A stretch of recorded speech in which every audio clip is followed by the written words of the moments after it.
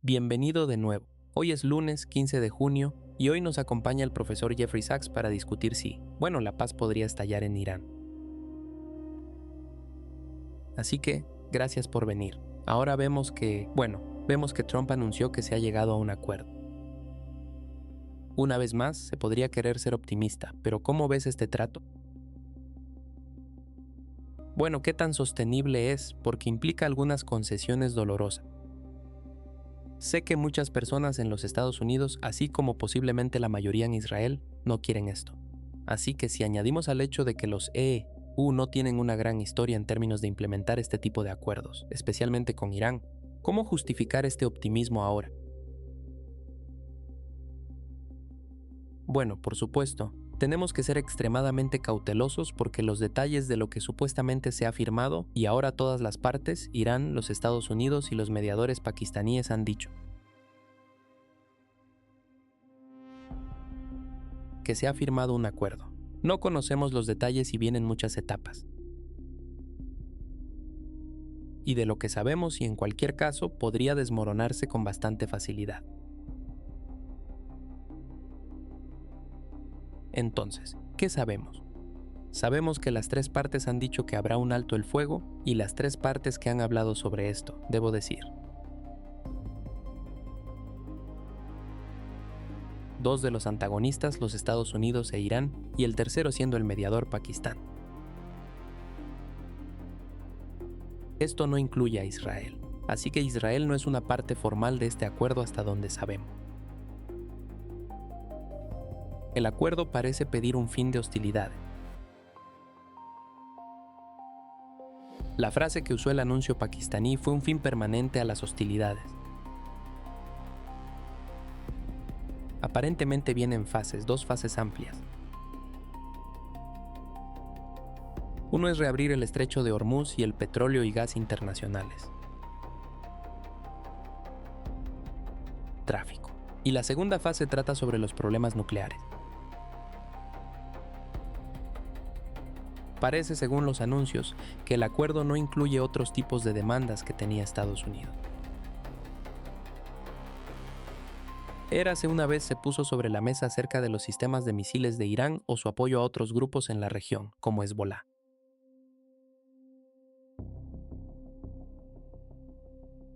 Parece ser un acuerdo de dos etapas, uno para abrir el estrecho de Hormuz y el segundo para luego negociar durante un periodo de 60 días él.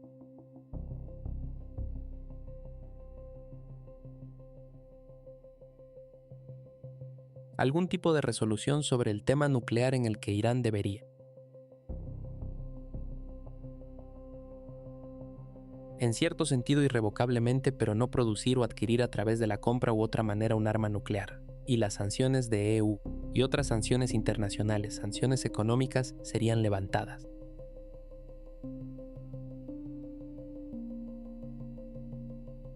Así que esa es la estructura básica. Dentro de eso hay muchas declaraciones, pero no tanta claridad. ¿Cómo se gobernará el estrecho de Hormuz en el futuro? Parece desde el lado iraní que Irán dice que este no es un canal de navegación internacional, es un canal de navegación compartido por Irán y Omán, y tendremos corresponsabilidad por eso. Ya sea que eso esté de alguna manera inscrito en el acuerdo o no, no lo sabemos. El presidente Trump dijo que no se cobrarían peajes, y esto puede ser uno de los términos del acuerdo porque Irán estaba reclamando peajes de $1 por barril de petróleo en los barcos que pasaban, y tal vez eso se ha dejado de lado.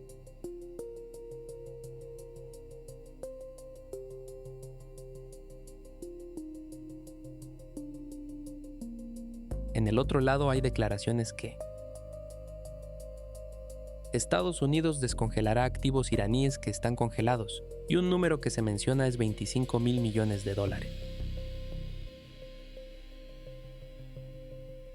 ¿Qué activos? ¿Por qué? ¿Cómo? ¿Quién? ¿Bajo qué autoridad congeló Estados Unidos esto? Lo que realmente se está contando aquí no está claro, pero parece que hay algún tipo de acuerdo donde el tráfico físico abrirá algún tipo de nominal o tal vez incluso más sustancial que eso.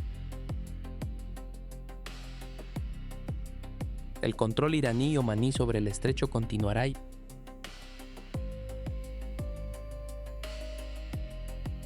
si los rumores son correctos, no se cobrarán peajes por el tráfico de petróleo y gas.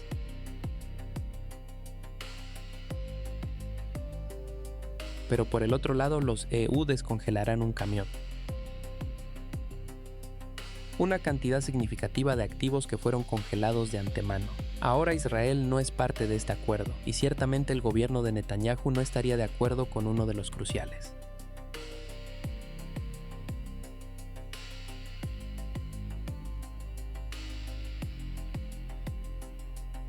Términos que se afirman sobre este acuerdo que cubre una cesación de combates en el Líbano exactamente lo que se ha acordado respecto al Líbano. También es poco claro, pero si el pasado es de alguna manera predictivo, y por supuesto debería serlo, Israel puede intentar.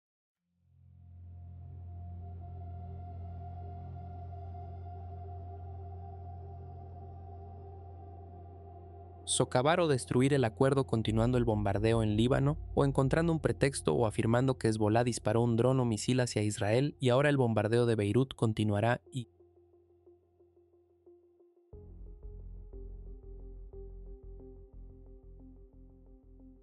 todo esto es para decir que esto es extremadamente frágil. Esencialmente, en el núcleo de lo que podemos reunir, devuelve la situación más o menos a la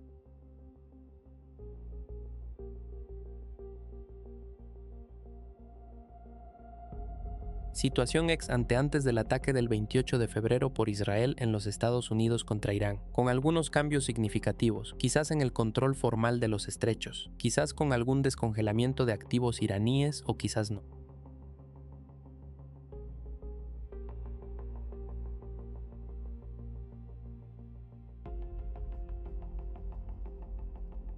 Lo siento por ser tan vago, pero nuestros principales medios ni siquiera pretenden decirnos qué hay en el acuerdo.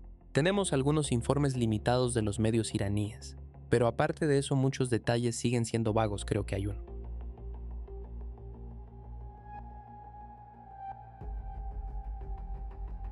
Verdad abrumadora que podemos decir incluso en esta etapa, esta guerra no logró absolutamente nada.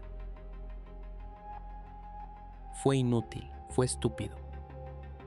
Fue una operación del Mossad, vendida principalmente a los Estados Unidos. Mató a muchas personas, creó mucho daño. Es el resultado de personas esencialmente irresponsables estando a cargo en Israel y en los Estados Unidos.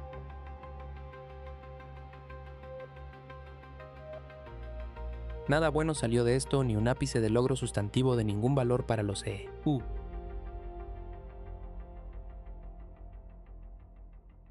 Debilitó a Israel, por supuesto, diplomáticamente.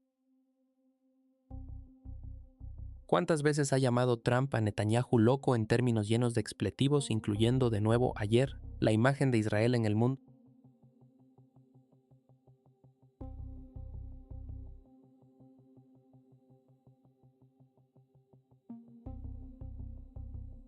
Con razón, está en una condición catastrófica porque Israel es verdaderamente un estado fuera de la ley y un estado asesino incorporado, y es una vergüenza cómo se comporta.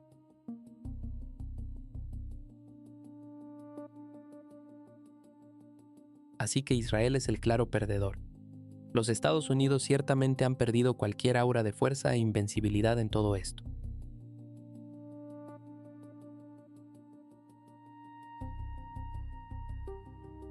No diría que Irán es el ganador, sin embargo, está golpeado. Ha sufrido miles de muertes, decenas de miles de millones de dólares en daños. Las guerras pueden producir solo perdedores, y esto es lo que hizo esta guerra. Esta fue una situación de perder-perder, guerra lanzada estúpidamente por Israel y los Estados Unidos. No logró absolutamente nada, y si ha terminado, por supuesto, queda por verse. Esto es difícilmente un nuevo día en el Medio Oriente estallando como uno. Los aduladores de Trump han dicho, pero tal vez sea un alto el fuego frágil que se mantendrá.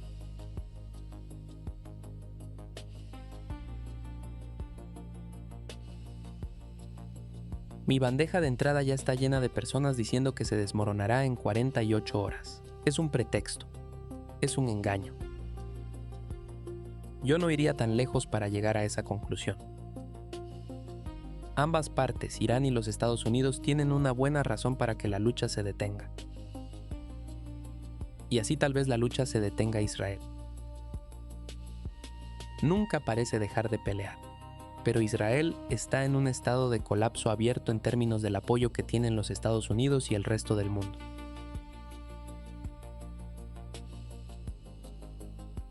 Así que tal vez esta vez Israel no derrotará la paz porque tal vez lo que Trump está diciendo muy visiblemente en público es que tú eres.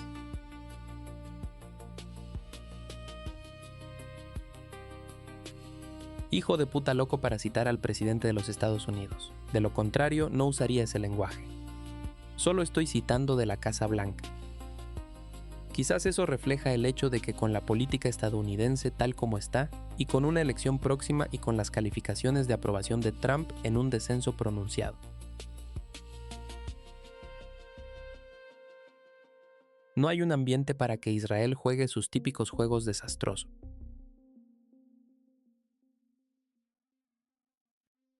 Bueno, mencionaste esta vaguedad en términos de lo que implicaría el acuerdo. Creo que eso es casi obligatorio ahora porque hay muchas concesiones dolorosas. Por ejemplo, en el estrecho de Hormuz dicen sí, no habrá un peaje, pero un peaje sugiere que es solo un costo por entrada. Pero habrá una tarifa, lo que sugeriría, supongo, apoyo operativo. Quiero decir, legalmente no es un nada, significa que implica la asistencia de navegación, operaciones de rescate, protección ambiental, diferentes problemas de seguridad. Así que hay una distinción legal entre un peaje y una tarifa, pero al final del día la tarifa no existía antes de esta guerra y existirá después, así que exactamente será. Será una concesión, será una pérdida, así que simplemente va a ser difícil. La forma en que ha hablado sobre esta guerra y el resultado durante los últimos meses, uno pensaría que encontrará mucha oposición una vez que los detalles comiencen a salir a la luz. Quiero decir, sería un campo de minas, y dos tipos de oposición, por supuesto. Tenemos el lobby sionista, que atacará abiertamente el acuerdo como una concesión al mal,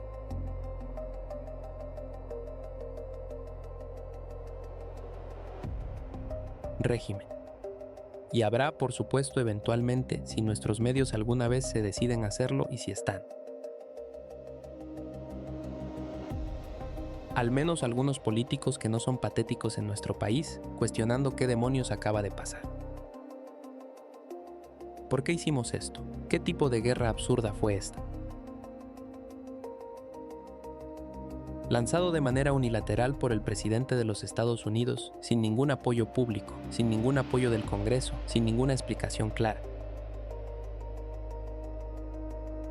Con las declaraciones al principio de que el objetivo era el cambio de régimen y la rendición incondicional y todas las afirmaciones que se hicieron, y ninguno de esos se logró.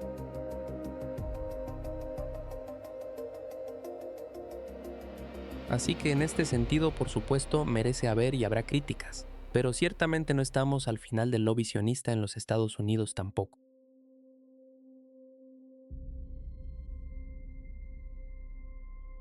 Sí, bueno, creo que la gente siempre podría aprender sobre estas guerras debido a la forma en que está el discurso político ahora.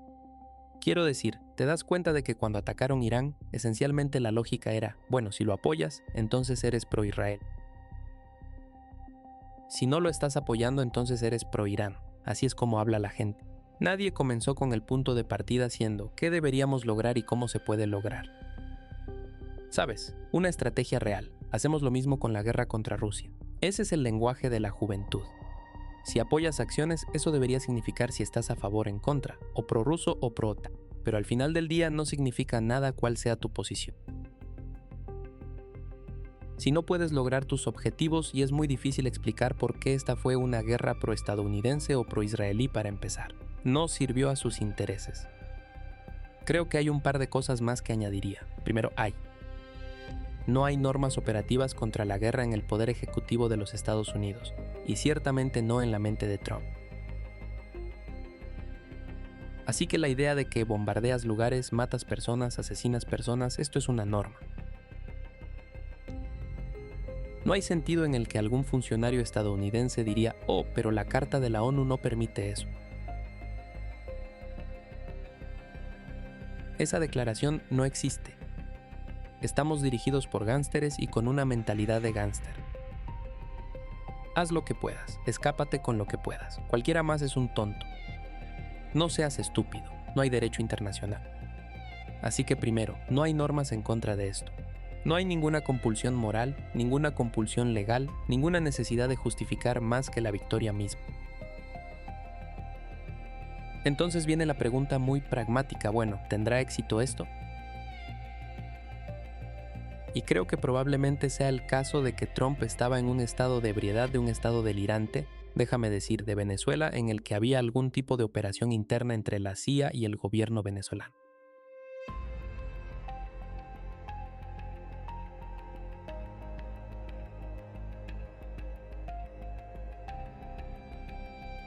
Acordaron la remoción forzada del presidente del país.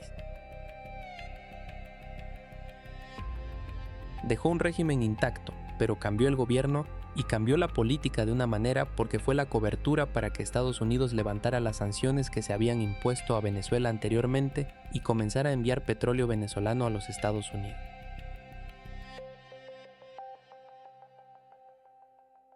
Y los venezolanos eran en una necesidad bastante desesperada de efectivo, y así que también aceptaron esto. Y creo que la maniobra iraní no tenía como objetivo ser una guerra. Tenía como objetivo ser una operación de un día, y todo lo que sabemos al respecto. Nos cuenta esa historia, que había un plan para instalar a un líder. Trump dijo lo mismo, matar el liderazgo, decapitación, y todo estará bien al día siguiente. Así que este es también el comportamiento de personas muy ingenuas, muy arrogantes.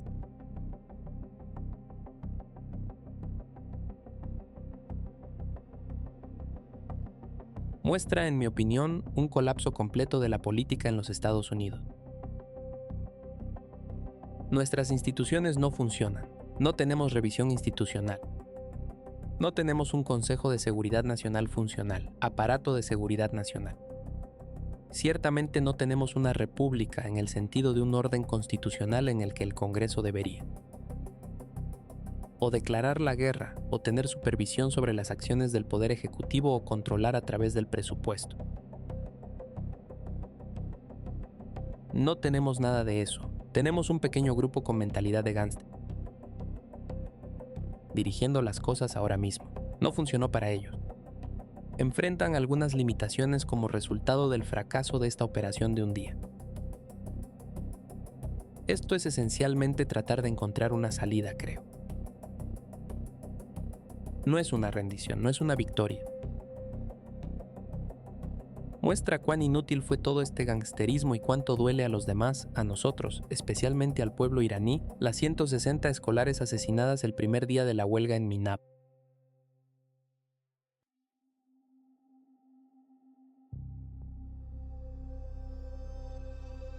Ha sido un desastre para todos. El único lugar donde no ha sido un desastre es en la gran tecnología, que ha probado sus armas, obtenido contratos ampliados del Pentágono para sistemas de inteligencia artificial, cometido algunos errores como el asesinato masivo de escolares.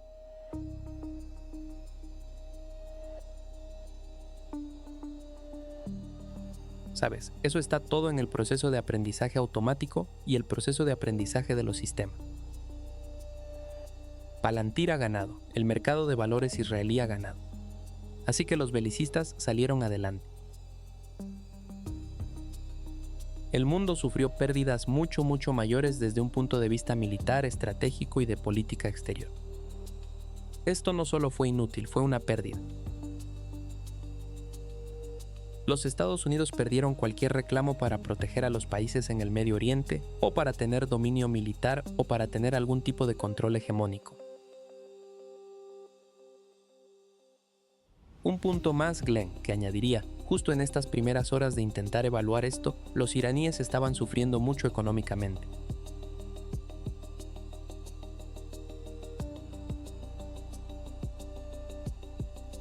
El bloqueo les hizo daño. Pero más que eso, Estados Unidos ha estado en una guerra económica contra Irán. Y esa guerra ha estado en marcha durante años. Nuestro secretario del Tesoro Scott Bessent también tiene una mentalidad muy de gángster y habló sobre cómo la diplomacia económica había aplastado la economía iraní. Y supongo que los iraníes querían algún tipo de acuerdo para liberar algunos de los activos, lo cual es interesante porque lo que se estaba liberando eran activos ilegalmente tomados por los Estados Unidos en primer lugar, pero los Estados Unidos estaban usando eso como palanca de negociación. Creo que esto muestra que aunque el ejército de EU no tiene la ventaja estratégica, ni en Ucrania ni en Irán, y ciertamente no en el este de Asia, que los estadounidenses podrían pretender que tiene, el control de EU.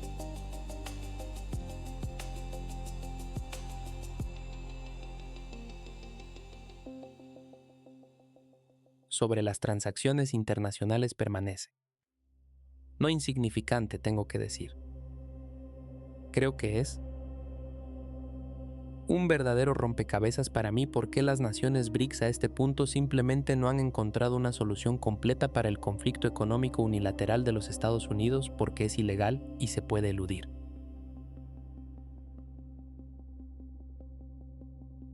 Pero hasta ahora, lo sé, continúan desplegando su guerra económica con cierto efecto en Venezuela y en Irán. Bueno, mencionaste antes que tu bandeja de entrada estaba llena de personas que advertían o eran despectivas sobre esto siendo una desescalada temporal. Y creo que eso es justo también. Pero lo que dijiste ahora, ¿crees que esto podría ser un punto de inflexión en los Estados Unidos? No solo en su estrategia en Medio Oriente, sino en general. No porque este sea un momento de claridad moral, sino el reconocimiento de que la distribución del poder ha cambiado. Es decir, si intentas hacer todo y terminas siendo castigado, entonces en algún momento tienes que cambiar de rumbo.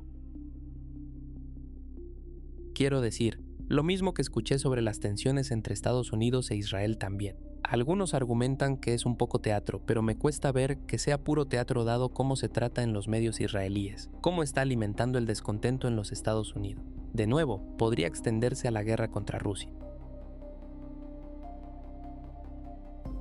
Primero que nada, si una guerra no tiene éxito, al menos uno puede recostarse. Normalmente en Washington argumentan, bueno, al menos debilitamos a nuestro adversario. Destruimos muchas cosas, matamos a muchas personas. Pero al final de esto parece estratégicamente que no solo Irán está, sino que los rusos saldrán en la cima. OTAN, los Estados Unidos, todos están saliendo en una posición muy más débil. Esto no es como se suponía que debían funcionar las guerras. ¿Crees que es una posibilidad que, bueno, especialmente en el Medio Oriente, que esta guerra podría obligar a Estados Unidos a cambiar fundamentalmente su estrategia? Quiero decir, sus bases han sido dañadas, sus alianzas han sido dañadas. En algún momento deben, supongo, ajustarse a la realidad.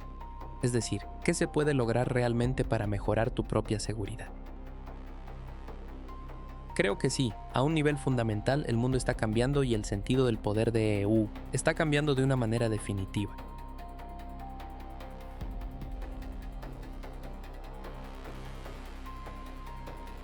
Estados Unidos sigue siendo un país poderoso, pero después de 1991 reclamó el manto de hegemón global.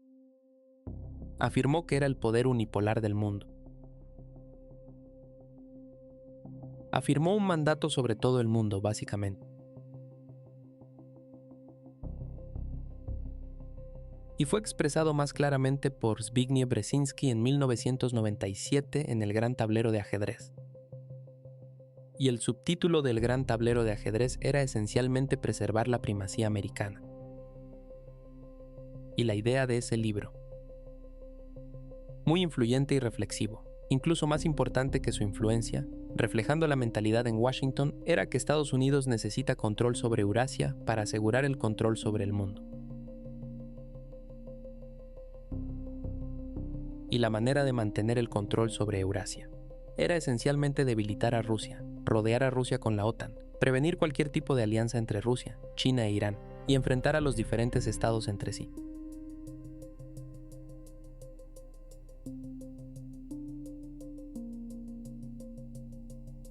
Y al tomar Ucrania, esencialmente eso sería el pivote geográfico para toda Eurasia, porque Rusia estaría debilitada.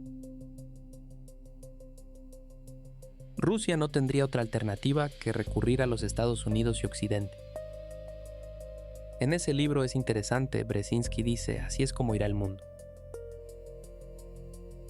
Estados Unidos seguirá siendo el hegemón debido a su dominio tecnológico y económico.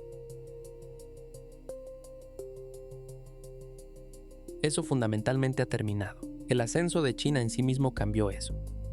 Geopolíticamente, Irán, China y Rusia están alineados de una manera que Brzezinski dijo que nunca podría suceder. Militarmente, los EU están en un punto muerto, no pueden imponer su voluntad militarmente sobre Rusia. No pudo ni siquiera imponer su voluntad militarmente en Irán. Esa es una de las lecciones claras de esto. No hay una oportunidad en el mundo de imponer su voluntad militarmente sobre China. Creo que tal vez los Estados Unidos han reconocido eso en los tres teatros. En Ucrania se está lavando las manos de la guerra en Ucrania. En China, Trump dijo más o menos abiertamente en relación a Taiwán, no queremos una guerra. No queremos que declares independencia. Y estamos manteniendo nuestras ventas de armas a Taiwán en suspenso. Esto fue básicamente lo que dijo al salir de Pekín de la cumbre el año pasado que no podemos imponer nuestra voluntad en China.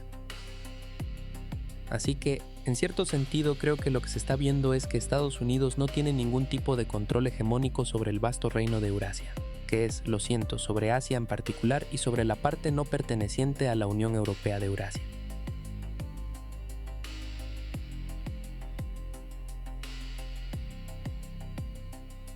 Así que debo tener cuidado. Todavía tiene influencia, todavía tiene la capacidad de imponer dolor y sanciones, pero no puede imponer victoria militar. Y creo que cada vez más su capacidad de imponer incluso no coerción económica se está desvaneciendo.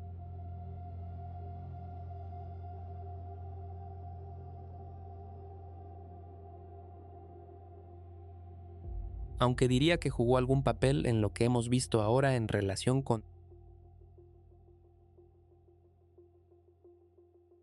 Irán.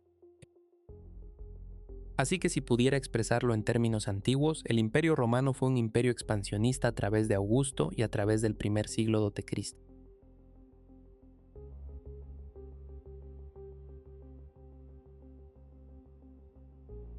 Y luego alcanzó sus límites. Por supuesto, alcanzó sus límites en Germania al principio de la batalla del bosque de Teutoburgo, y cuando el Imperio Romano decidió que no conquistaríamos Germania y que esa dolorosa pérdida ocurrió al principio.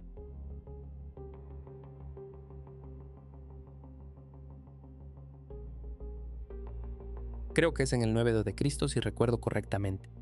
Pero después de eso, los romanos dijeron, no vamos a luchar realmente en Germania.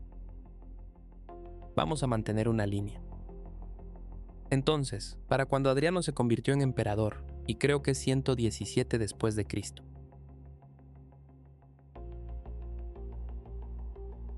dijo que hemos alcanzado los límites del imperio, viviremos en paz. O tal vez lucharemos en nuestras fronteras un poco de escaramuzas, pero no vamos a expandirnos si pudiera ser una analogía burda. Tal vez en Washington aprenderán a detenerse.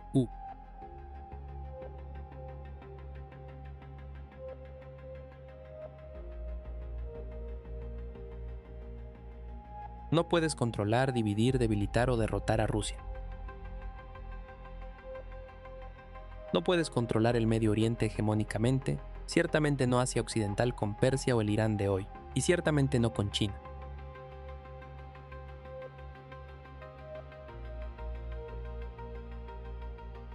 Esto no significa que los juegos no continuarán. La diplomacia económica, como la llama Besant, nuestro secretario del Tesoro. El uso de herramientas feas e ilegales continuará. Pero creo que Glenn, tienes razón en que esencialmente en los tres principales teatros de los que habló el propio Brzezinski, Estados Unidos y Rusia, Estados Unidos e Irán, y Estados Unidos y China, se han alcanzado los límites. Las personas deberían ver la experiencia de la guerra en Ucrania. Guerra estúpida e inútil con Irán y la fallida guerra comercial con China como todo mostrando que América ciertamente no es la potencia unipolar.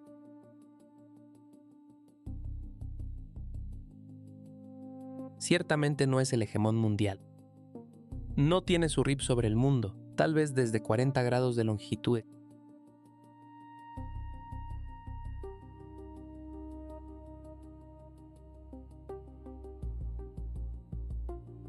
Al Pacífico, a China. Tal vez aprenderá algunas lecciones, dejar de ser tan gangsteril, porque básicamente ha utilizado el gangsterismo para tratar de extender, prolongar mejorar su poder.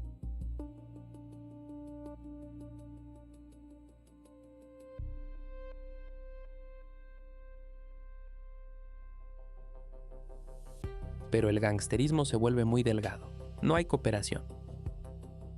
No hay confianza. No hay respeto. No hay un verdadero poder en ello, solo tácticas y maniobras. Y creo que Estados Unidos ha sido expuesto de esa manera otra vez.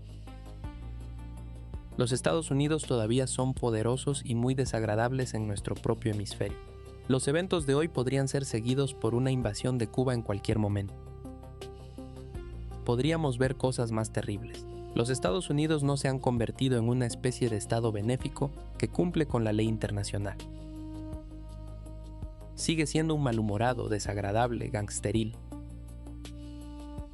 Imperio en la mentalidad de Washington, pero los límites se están entendiendo más que antes, incluso si no se reconocen abiertamente, y ciertamente son muy poco apreciados.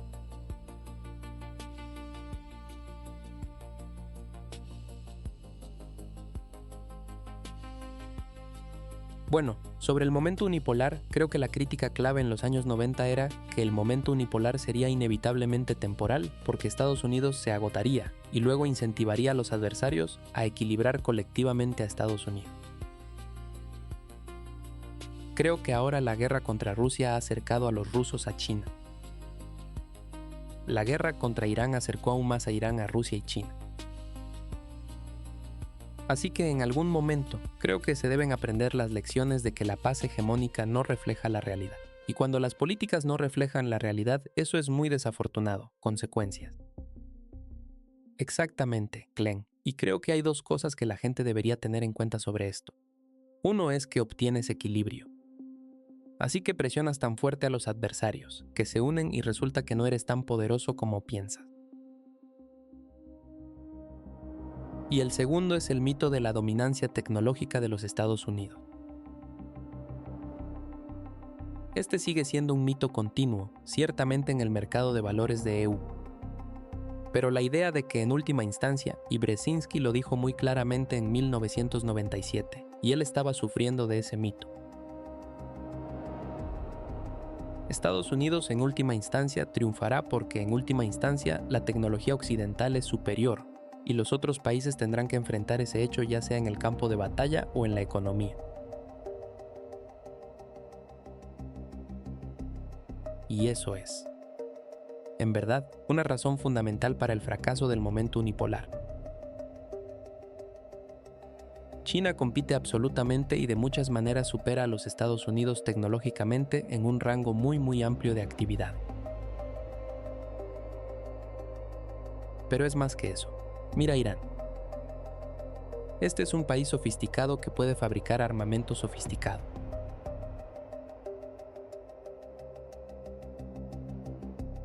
No entendido ni sentido en Washington. Lo mismo con Rusia.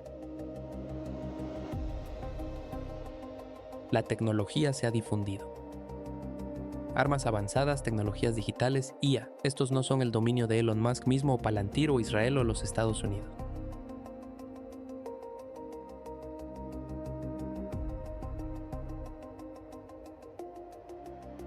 Estas son tecnologías mundiales y se han extendido a muchos centros de poder y hay muchas personas inteligentes en muchos lugares.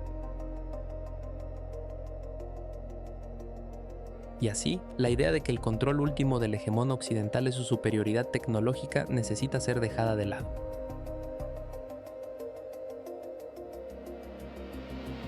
Y si se dejara de lado, no solo habría paz y respeto mutuo, sino también mucho más beneficio económico. Porque una de las cosas que rechazo completamente y de la que me reiría, pero que encuentro tan trágica, es que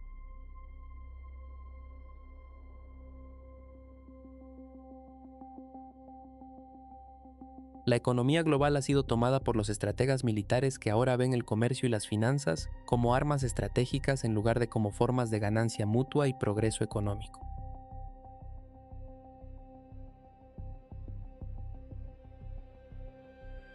Así que quiero que los economistas que creen en el comercio abierto, las finanzas y el beneficio mutuo recuperen estas herramientas de estos.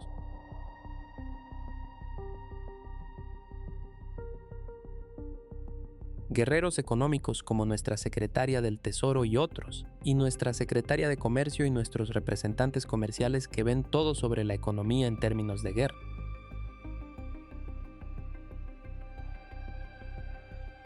Gracias por tomarte el tiempo. De hecho, si puedo añadir una nota, creo que lo que dijiste sobre la tecnología es bastante importante, porque muestra que estas guerras no solo significan el fin de la era hegemónica de la posguerra fría, sino también siglos de dominio tecnológico occidental. Y bueno, se puede decir, al menos liderazgo internacional durante los últimos 500 años desde que las potencias marítimas occidentales se propusieron reconectar el mundo. Son tiempos interesantes, así que muchas gracias de nuevo. Por supuesto, nos vemos de nuevo muy pronto. Muchas gracias. Y ahora, queridos amigos, leamos sus comentarios. Corten todos los fondos y la ayuda a Israel. No es descongelar los fondos iraníes robados, es devolver los activos robados de un país soberano. No se les puede confiar, me refiero a Israel y a Estados Unidos. Algo salió de esta guerra. Irán se ha convertido en la potencia dominante en la región. Estados Unidos debería dejar a Israel a su propia depravación. Creo que es otra trampa.